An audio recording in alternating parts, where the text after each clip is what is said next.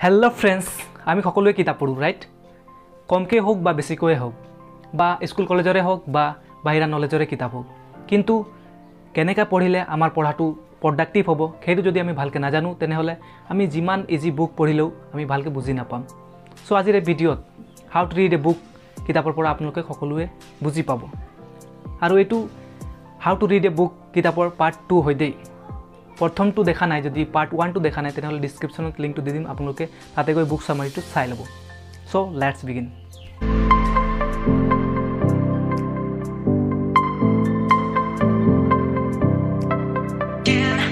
So প্ৰথমে আমি কথা পাতিম how to read a book কিতাপত লেখকে কোৱা মতে যেতিয়া আমি নতুন এখন কিতাপ পঢ়িবলৈ যাওঁ ডাইৰেক্ট পাৰ্ট 2 পঢ়িবলৈ আৰম্ভ কৰিব নালাগে।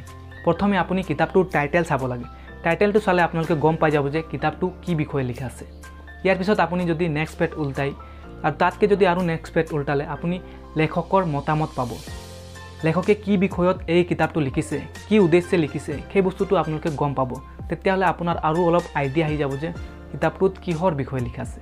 ইয়াৰ পিছত আপুনি কাৰ্যসূচী লৈ যাব। কাৰ্যসূচীত আপোনালোকে চাব যে কিতাপটো কি কি পাৰ্ট আছে এই পাৰ্টবোৰ কিহৰ বিষয়ে লিখা আছে আপুনি তাৰ পৰা আৰু বেছি অলপ আইডিয়া পাব। ইয়াৰ পিছত আপুনি পাৰ্ট পঢ়িবলৈ আৰম্ভ কৰিব তেতিয়া আপোনাৰ ইজি হ'ব।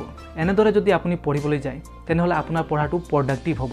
আপুনি কথাবোৰ ভালদৰে বুজি পাব কাৰণ আপুনি প্ৰথমেই কিতাপত কি লিখা আছে সেই বস্তুটো বুজি পাইছে। কিছুমান কিতাপ এনেকুৱা আছে যি কিতাপ ভালদৰে নপঢ়িলেও কিতাপত থকা ইম্পৰ্টেন্স কথাবোৰ ভালদৰে বুজি পাব কিন্তু কিছুমান কিতাপ এনেকুৱা আছে যি কিতাপ সম্পূৰ্ণৰূপে পঢ়িলেও বুজি নোপোৱা। এনেকা কিতাপক আপুনি কি কৰিব লাগিব স্লোলি অলপ সময় দি পঢ়িব লাগে আৰু যেতিয়া পঢ়িবা আঙুলি লগাই লগাই পঢ়িবা তেতিয়া কি হ'ব আপুনি শব্দবোৰ ভালদৰে বুজি পাব। আৰু ইয়াৰ আগতে যদি হাৰ্ড আছে কিতাপটো তেতিয়াহলে প্ৰথমে যি কথাবোৰ কলো এই কথাটো মনত ৰাখিব যেনেকা টাইটেলছ লেখকৰ মতামত কাৰ্যসূচী এইবিলাক ভালদৰে পঢ়ি ল'ব। ষ্টুডেণ্ট এজন পঢ়া সময়ত মাইণ্ডটো এক্টিভ ৰাখিব লাগে আৰু পঢ়াত ইণ্টাৰেষ্ট ৰাখিব লাগে। আৰু যেতিয়া আপোনাক লাগে যে এতিয়া পঢ়াত মন যোৱা নাই বা পঢ়িবলৈ মন নাই তেতিয়াহলে পঢ়িব নালাগে। বাহিৰত গৈ অলপ ফ্ৰেছ হৈ আহিব লাগে নহলে গান শুনি ফ্ৰেছ কৰিব পাৰে মানে যাৰ যোনটো ভাল হয়। কিছুমানে খেল খেলি আহি ফ্ৰেছ হয়। তো যেতিয়া আপোনাক লাগে যে এতিয়া ফ্ৰেছ হৈ গৈছো এতিয়া পঢ়িব লাগে তেতিয়া পঢ়া আৰম্ভ কৰিব লাগে।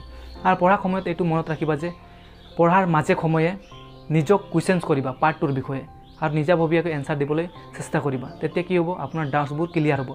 আৰু ইয়াৰ লগতে আপুনি কলম নহলে পেন্সিল নহলে হাইলাইটাৰ লৈ ল'বা আৰু পঢ়া সময়ত যিবোৰ ইম্পৰ্টেন্স কথা থাকে সেইবোৰ কথা আপুনি আন্ডাৰলাইন কৰি যাব। তেতিয়া ৰিভিজন কৰাৰ সময়ত আপোনাৰ সুবিধা হ'ব। কিতাপ এখন পঢ়িলে অকল নহ'ব লিখিবও লাগিব নোটছ বনাব লাগিব নহলে যিমান পঢ়িলেও কিছুদিনৰ পিছত পাহৰি যাবা। নোটছ বনালে কি হয় আপোনাৰ পৰীক্ষাৰ সময়ত কাম আহিব আৰু কেতিয়াবা লাগে যে আপোনাক পাহৰি গৈছো তেতিয়াহলে আপোনালোকে পুনৰবাৰ চাই পুনৰ মনত কৰিব পাৰিব। এতিয়া কথা আহিল স্কুল কলেজৰ কিতাপটো আমি পঢ়ি কেনেবাকে মনত ৰাখিলো কিন্তু যদি বাহিৰৰ নলেজ ডেভেলপ কৰিব আছে জেনাৰেল নলেজ ডেভেলপ কৰিব আছে তেনেহলে বাহিৰা কিতাপ কিনিব লাগিব। মানুহে বাহিৰা কিতাপ বহুত কিনি লয় কিন্তু তথাপিও তেওঁ নহয়। এতিয়া আপোনালোকে ভাবি আছে তেওঁ নহয় মই কিনিছো আৰু মোৰ কিতাপ কেনেকৈ নহ'ব। যেতিয়ালৈকে আপুনি সেই কিতাপটোৰ লগত সম্পৰ্ক নাৰাখিব বন্ধুত্ব নাৰাখিব তেতিয়ালৈকে আপোনাৰ কিতাপটো নহ'ব। আপুনি তাৰ লগত কথা পাতিব লাগিব তাৰ লগত ভাল সম্পৰ্ক ৰাখিব লাগিব তেতিয়াই আপুনি কিতাপটোৰ পৰা লাভ উঠাব পাৰিব। কিতাপে আপোনাক জ্ঞানৰ আদান প্ৰদান কৰিব তেতিয়াই আপোনাৰ জ্ঞান ডেভেলপ হ'ব নলেজ ডেভেলপ হ'ব আৰু আপোনাৰ স্কিল বাঢ়িব। কিতাপ এখন পঢ়ি যদি বুজিব আছে তেনেহলে কিতাপটো ৰুটছলৈকে যাব লাগিব মানে শিপালৈকে তেতিয়াই আপুনি ভালদৰে বুজিব পাৰিব।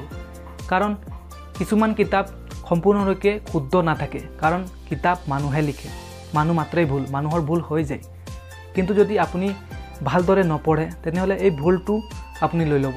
গতিকে কিতাপ এখন পঢ়িলে সেই ভুলটো শুধৰাব পৰা আপোনাৰ ক্ষমতা থাকিব লাগিব। আপুনি কেতিয়া এই ভুলটো শুধৰাব পাৰিব যেতিয়া আপুনি কিতাপটোৰ মূল মানে শিপালৈকে যাব ৰুটছলৈকে যাব তেতিয়াই আপুনি সেই কথাবোৰ ভালদৰে বুজিব পাৰিব আৰু লেখকতকৈ আপোনাৰ আউটলাইন বেছি ভাল হ'ব পাৰে।